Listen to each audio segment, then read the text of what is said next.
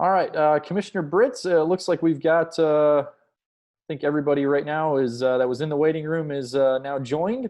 So I'm going to turn it over to you and let you give us kind of an opening statement, and then we'll start asking, fielding some questions. All right. Thanks, Christian, and welcome to everyone, and appreciate you joining us this evening. This is, I think, the fourth one we've done of these, and they've received some pretty good feedback. Unfortunately, this one is 5 days after we had to make the very difficult decision to postpone all of our fall sports until the spring, and a week after the NCAA officially canceled all fall championships for Division II. They also did it for Division III as well. So unfortunately, it looks like the pandemic is winning at this point, and we are trying to do everything we can to to make it. And for South Atlantic Conference, our institutions being able to hold traditional classes as best they can is the main focus. And obviously, we would like athletics to be part of that, but if athletics is any sort of risk to that, then we can to mitigate that. Unfortunately, it does appear that if you're not in the quote unquote bubble format, at least from a professional standpoint, sports standpoint, that seems to be the biggest concern and the biggest issue. I think Major League Baseball, the issues the Miami Marlins had and now the St. Louis Cardinals are still having is a pretty good indicator of that, where MLS just finished their return to the MLS tournament last night, and they stayed in the bubble format. And they had some bumps in the road, not nearly what the traveling all over the place has. So, and obviously that's what college athletics is. You can't just have everyone go to one location. The NBA is doing that at Disney, and they're paying $1.5 million a day.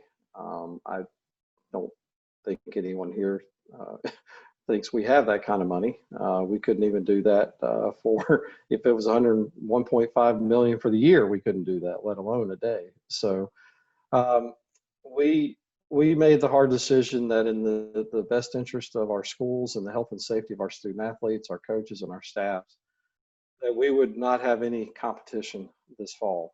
And that was also on the heels of the NCAA Board of Governors directives that their guidelines became mandates as far as weekly testing and sort of some other areas that we're trying to get some clarification on. But the weekly testing and the type of testing, which is the PCR testing, was a big factor. And the fact that I'm not sure our athletic trainers, it would have been fair to them, it would not have been fair to the student athletes, because that's basically all our health experts and medical staff on campus would have been doing when you're trying to test 500 to 600 student athletes once a week, and then also deal with contact tracing in the event someone does test positive. So it just didn't seem feasible, and it certainly wasn't in the best interest of our teams and our schools. So we made the decision, and I will tell you, 2.5 weeks ago, when we made the decision to postpone the start of the fall season to September 26th, I told our presidents at that time, and I see a few soccer people on here, so you'll understand this. I told them I felt like we were a man down on the road, down 2-1 in the last 10 minutes. And we were just trying to find a way to get that equalizing goal and get home with a point. And then when the NCAA released the governor's mandates last Wednesday, I felt like we had our last offender had pulled the offensive player down, received an automatic red card, got a PK, and we were down 3-1 with 30 seconds left. And that was pretty much the end of the game. And that's truly how I felt. I just didn't see there was any way that we would be able to overcome those mandates, or it wasn't fair to our schools to even ask them to try to meet that. So that decision has been made. The winter sports at this time are untouched, I guess is the best way to put it. We're still planning to start basketball in mid-November.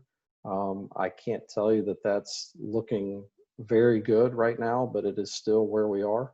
And we have a lot to do now. You know, it seems like every decision we make, you just dig deeper into a different rabbit hole. And this decision has now, now we've got to, talk to all the fall sport coaches, get their input, feedback. How do we want to manage a spring season? Do we want to try to play a full conference schedule? Do we want to lower that? Do we want to have a conference championship? If we do, and we play fewer games, do we want to open it up to more teams? The NCAA has offered a waiver that any season that is impacted by COVID-19, if you play, it's either 50% or less, definitely less than 50%, and 50% may be the benchmark, then your maximum number of contests allowed, then that technically cannot be, the student athletes participating in that may not be charged with a season of competition. A lot of that will have to do with what our conference policy ends up being, and those are some conversations that we're going to have. So, like I said, every time we make a decision, it seems like we have to just open up a whole new can of worms to uncover and try to handle. So, but as of now, that's what we're doing. We're trying to focus on the start of the winter sports, which for us is basketball, indoor track, and swimming for some of our schools, and wrestling for some of our schools, and men's volleyball for some of our schools. So, we're trying to manage first the SAC sponsored sports, but then also be assisting the non-SAC sports that are also in the winter. And then certainly, trying to preserve the spring as best we can, the spring sports as well, and be able to provide some sort of meaningful experience for the fall sports student athletes in the spring as well. So a lot to go over. I know several people probably have a lot of questions about all this and how we're going to manage it. I may say I don't know a lot, or my new favorite phrase is "who the hell knows," and that might be a lot of the answers. But I think the main point that I try to make whenever I talk to you about this is that our leadership is working extremely hard to try to solve this, what seems like an unsolvable situation. There's no just throwing up our arms and throwing in the white flag and saying, you know what, we're done. We are continuing to try to figure this out. And that's the presidents, the ADs, the athletic trainers, the media relations people, the FARs, the SWAs, our office staff. I mean, it's definitely a team effort. But as I mentioned at the very beginning, unfortunately, right now, the pandemic is winning. So, Christian, with that, I'll be happy to answer any questions that people might have.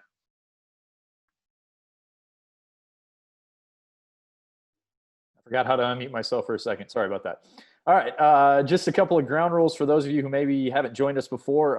If you will, send me your questions in the chat feature. You can either send those to everyone so everyone can see them, or just send them directly to me privately. That's fine too. But we are going to go ahead, and I did have a couple of questions were emailed to me earlier from Kevin Mays. And the first one, we'll go ahead and let you tackle this one, Commissioner Britz. How will schedules work in the spring in regards to seasons overlapping? Will spring sports and fall sports be operating in the same time period? Or and how much the concern is going to be given to like facility overlap and personnel overlap, such as officials, trainers, sports information, all those kind of things? Yes, yes, and yes. I mean, we don't have any choice. If we do play the fall sports in the spring, there's going to be some significant overlap. As most of the people probably on this call already know, the month of February is a beast, as it is, with the overlap of the winter and the spring sports. And if you throw in 4 or 5 fall sports on top of that, it becomes even more challenging. So yes, there will be some overlap. There won't be any way around that. And yes, the facility crunch, the staff crunch, all that stuff is a concern, and we will do our best to mitigate it. Who knows? I'm not saying this because I haven't talked to any football coaches about this, but we may be playing football a Monday or a Thursday, because Mondays and Thursdays are pretty light days for the spring sports. So, that might be an option. So just a lot of things to consider. But some of our schools will be trying to host football, men's and women's soccer, men's and women's lacrosse, and maybe even field hockey if they have it all on the same field. And I don't know how you do that. I don't know how you schedule even around the clock, even if you just keep the lights on 24 hours a day. I don't know how you would schedule all that, but that is what we're going to try to do. And so, yes to all those. From Jason Savage, can you talk to us about the challenges of having to go through 4 states to figure things out? Very good question, Jason. There are a lot of challenges about that. And, the state of North Carolina is still in a phase 2. South Carolina is a little more open. Virginia is still, I think, a little tight. They're opening up a little bit. But, to be honest, I can't even remember where Tennessee is at this point. But I don't think they're as strict as North Carolina, but they may not be as open as South Carolina is right now. So, it is a big challenge, and I think we even talked about this on the last Zoom call that, until we canceled or postponed all of our fall sports, the cross country championship was scheduled to be in North Carolina. And as it is now, they wouldn't be able to host it. Soccer championship was scheduled to be in North Carolina, same thing, unless some restrictions were lifted, they wouldn't be able to host it. So, and it's interesting you say that, because our president's council is scheduled to meet in Asheville on November 2nd. And I actually spoke to the hotel today that was supposed to host that. And they can't have groups of more than 10. So even if we wanted to have it at this time, we couldn't. Now things may change. I think the governor of North Carolina is supposed to review that again in early to mid-September, somewhere in there. If things get better, that could be changed, but you can't plan based on things changing. You have to plan based on what you know right now. So, very long answer to your question, Jason, but yes, that is a big concern.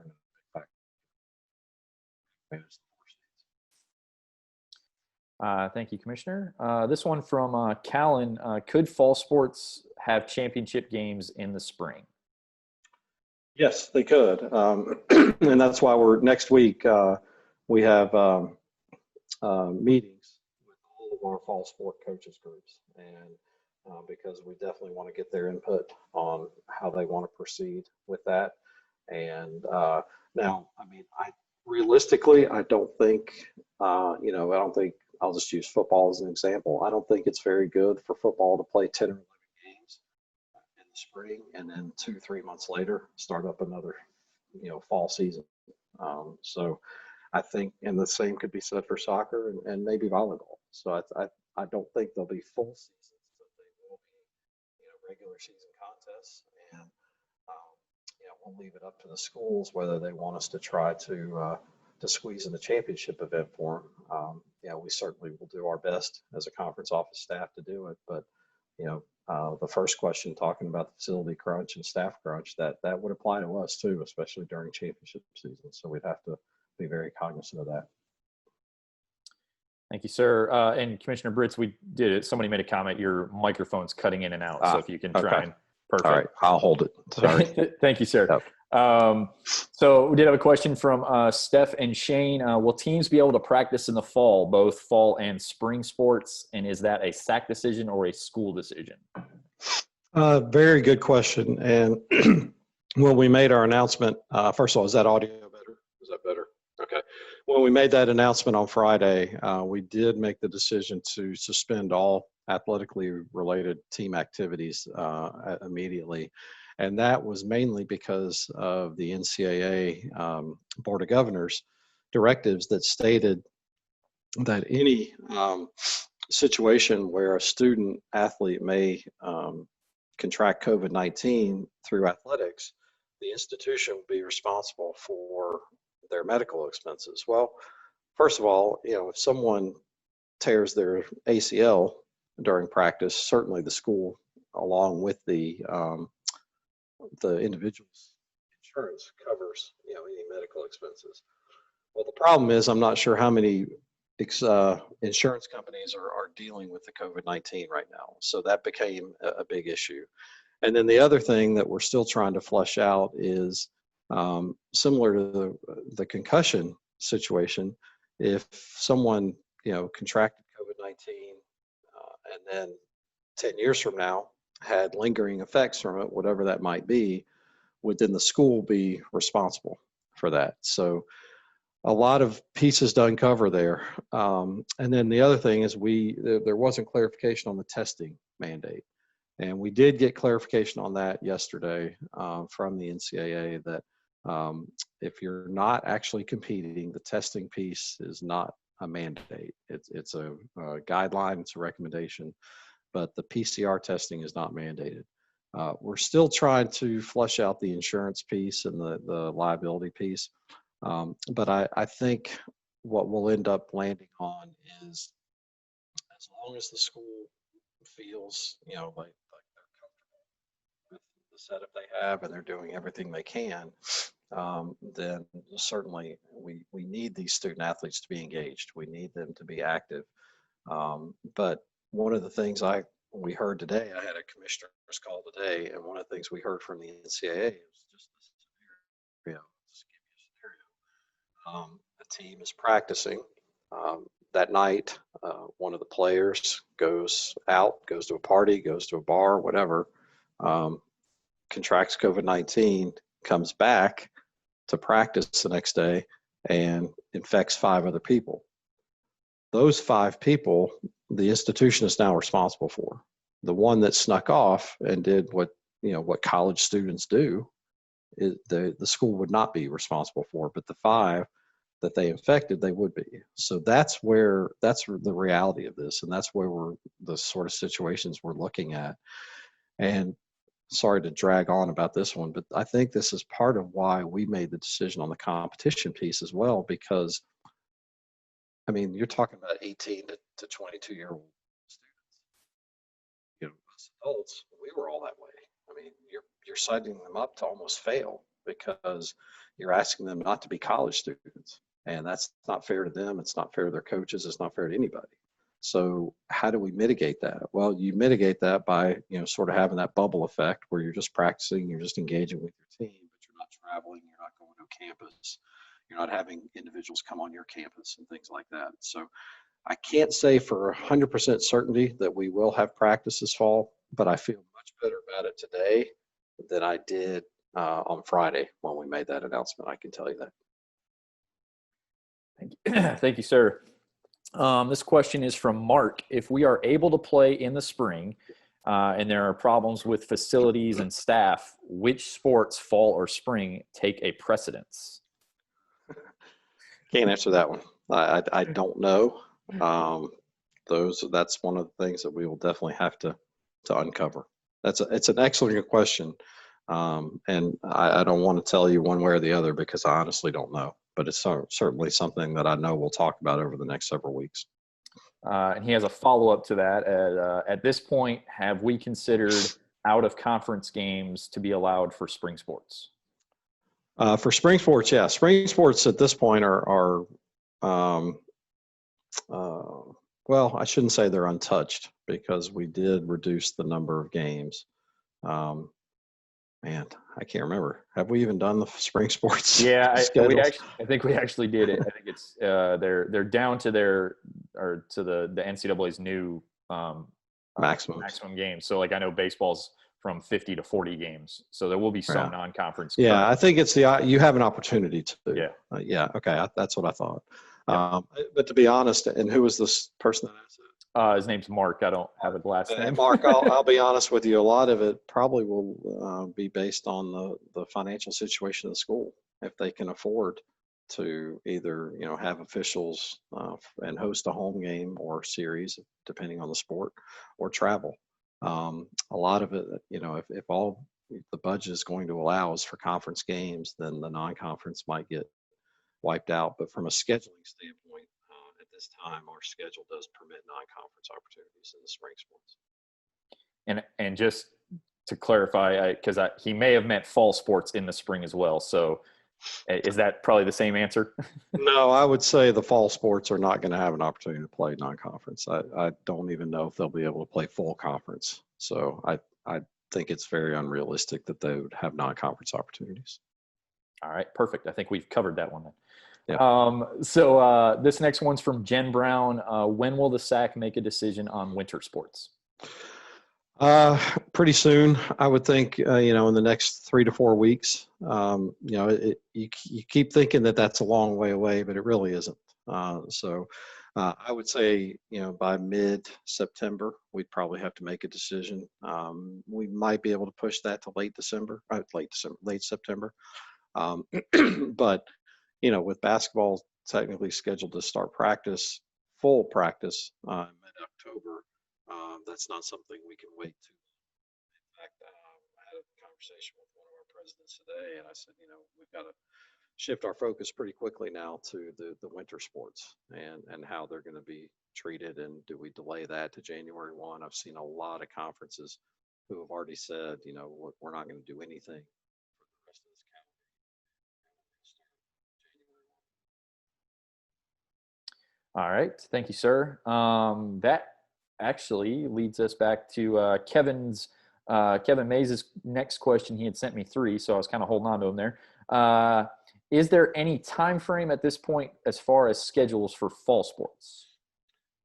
I would say a definitive time frame, but obviously they'll be done within the next month or so. A lot of it, to be quite honest, is going to be dependent on basketball and the other winter sports and how their schedules might get impacted. But I don't even want to really give a date, but it's something we're going to start looking at in earnest pretty soon. But what we don't want to do is what I think you've ended up doing a lot, Christian, is just developing schedules that basically get thrown in the trash 2 weeks later. It's so fun to play with schedules, though. I like it. Let me keep doing that. It's like Sudoku, isn't it? Yeah. I would say probably in the next month or so would be our hope, but that could all get changed as well. All right. Thank you, sir. And I'll follow up. You kind of asked or answered this a little bit, but what about winter sports, and are they still on schedule to operate as normal, or will those season be moved? Yeah, as I said earlier, as of now, they're on schedule. We'll probably make a decision in the next month or so on whether winter sports get impacted or not. All right. Well, you have answered all the questions, and we have time for maybe 1 or 2 more, depending on the length of questions. So if anybody has one they've been holding on to and want to send it in, please do so.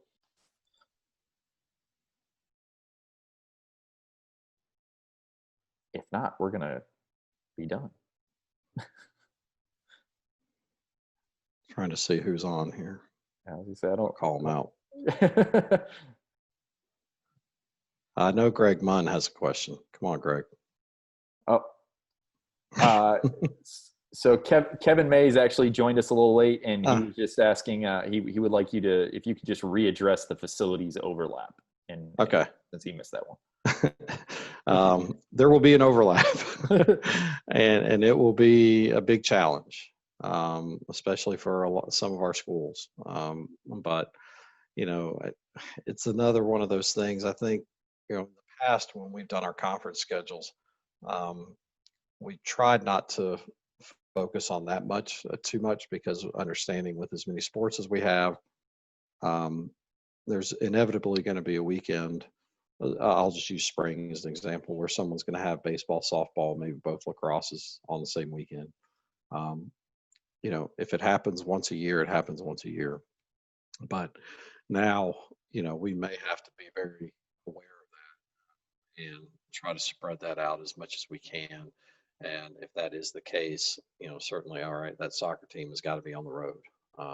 That volleyball team has got to be on the road, that sort of thing. So that might lend itself to some of our sports having, 3 or 4 away in a row, which we typically don't like to do, but we might have to go that route just because of the uniqueness of this situation. But as I mentioned earlier, there's going to be a lot of facility overlap. There's going to be a lot of stress and pressure on the staff, media relations, athletic trainers, etc. But we'll try to mitigate that as best we can. But in an effort to try to have a fall season in the spring for these sports, that's just what we're going to have to do. And I will say it's been interesting. And it's easier to say it now when you're not having to do it. But a lot of our coaches, and for those of you who might be unfamiliar with Division II, a lot of our teams are the game managers or the game staff, or they have like a partner sport, like volleyball and softball, etc. And pretty much every sport in every season that I've talked to has said we will do whatever it takes to give us the opportunity to play. And if that means, football, baseball plays, a 3-game series on Saturday and Sunday, and then on Monday they have to staff the football game, they're going to do it. And so I'm hoping that attitude continues and that we're able to pull this off, but it is going to be a challenge for sure. Thank you, sir. We have gotten 3 more questions, so we'll get these 3. 2 questions and like a comment. So I'll read it really quick. Todd Graydon has a question. He just wanted clarification. What did you say was the beginning date for team activity and training for fall sports, or is that still up in the air? We've sort of set September 1 as the start for now, but based on our conversations tomorrow with the Athletics Council and the President's Council on Friday, that may get moved up a little bit. But what we've sort of pinpointed is September 1. And a lot of that has to do with the fact that the NCAA's resocialization guidelines, as far as, bringing people back on campus and quarantining and starting with small groups and things of that nature, our schools want to do that. They want to adhere to those. So it's sort of a phased in approach. But as I said earlier, I'm much more optimistic about our schools being able to conduct some fall practices and maybe even some spring non-championship practices this fall as well. Perfect. And Greg Munn did decide to acquiesce to your request for a question. How early may the spring season start for fall sports in the spring? He's thinking potential weather, et cetera. So yeah. It's a great time for soccer. Well, I know. I mean, they're used to playing in Europe. They're used to playing in 20-degree weather. So we'll start January 2nd. No, I honestly don't know, Greg. That's another one of those where I think we're going to sort of have to wait to see what the winter sports schedule, if it gets impacted. But certainly the weather will be a factor. I would think we would probably, want to start the outdoor sports in the fall outdoor sports, around late February, early March at the earliest, for that exact reason. He says he's going to go ahead and buy orange Wilson balls just in case. Smart man. He's a smart man. I like that. That's because he's in, Mars Hill. It's going to snow. Exactly. Yep. And then our last thing, we did have a comment actually from Alan Curtis, and he just wanted you to know, as a parent of a student athlete, he appreciates the honesty and candor that we've had in each and every Zoom meeting. Well, appreciate that, and I'm glad your son or daughter is attending a SAC school. And as I mentioned at the beginning, the health and safety of those individuals is our key component here. And we, if they miss a whole year, that will not be good. But if they get that degree at the end, that's what we're striving for. So, but we will continue to try to be as open and transparent as we can, and while at the same time trying to get back to some sort of return to play. This is killing us. It really is. And I can only imagine what the student athletes and the coaches feel like, because I feel like we're somewhat, removed a little bit, because we're not on campus and, having to deal with it directly head to head. and we're able to look at it from a bigger picture standpoint. But when you look at it from a micro standpoint, like the coaches and student athletes are having to do, it definitely sheds a different light on it. So, but again, appreciate the kind words. Thank you. All right. Well, that is all of our questions. I want to thank everybody for participating tonight. And Commissioner Britz, if you have any final words before we sign off here. Nope, other than I appreciate everyone's willingness to join, and keep the questions coming. We'll try to do another one in September. I think these have been very good, and I wish more people would come on live, but I know a lot of people are watching them, the recorded versions. So we're getting some good traction from it, and as the parent said earlier, the whole goal of this is we want to be as open and transparent as we can about this, and make sure that everyone knows exactly what we're trying to do, and that we aren't just trying to do it, behind closed doors or anything like that. So appreciate everyone, and have a great night. Thank you again, everyone, and we will see you on our next episode in another month or so. All right, thanks.